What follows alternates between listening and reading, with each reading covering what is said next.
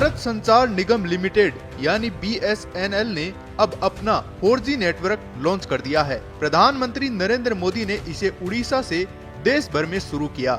इसके साथ ही BSNL अब उन टेलीकॉम कंपनियों की लिस्ट में शामिल हो गया है जो देश भर में 4G सर्विस देती हैं।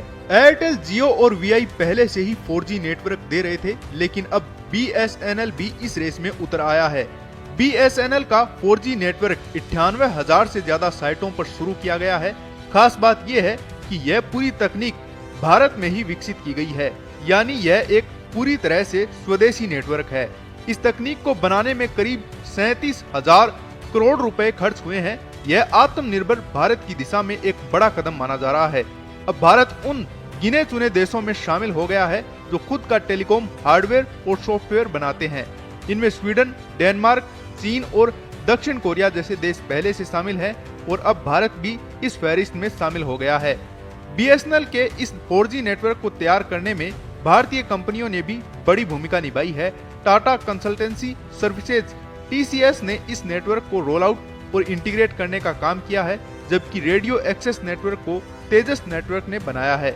रिपोर्ट्स के मुताबिक इस 4G नेटवर्क को ऐसे डिजाइन किया गया है कि इसे आसानी से 5G में बदला जा सकता है। कंपनी की योजना है कि साल के अंत तक दिल्ली और मुंबई जैसे बड़े शहरों में 5G सर्विस शुरू कर दी जाए।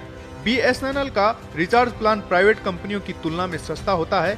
इससे उम्मीद की जा रही है कि वे यूजर्स जिन्होंने नेटवर्क की समस्याओं की वजह से BSNL को छोड़ दिया था, वे अब दोबारा जुड़ सकते हैं। बता दें कि BSNL भले ही 5G लॉन्च में प्राइवेट कंपनियों से पीछे रहा हो, लेकिन अब वह तेजी से आगे बढ़ रहा है। इससे BSNL के 9 करोड़ से ज्यादा वायरलेस सब्सक्राइबर्स को बेहतर नेटवर्क और इंटरनेट स्पीड का फायदा मिल सकता है। भारत पहले से ही 6G का रोड मैप भी पेश कर चुका है और उम्मीद है कि 2030 तक देश में 6G सर्विस भी शुरू हो जाएगी। ऐसे और भी अपडेट्स के लिए आप जुड़े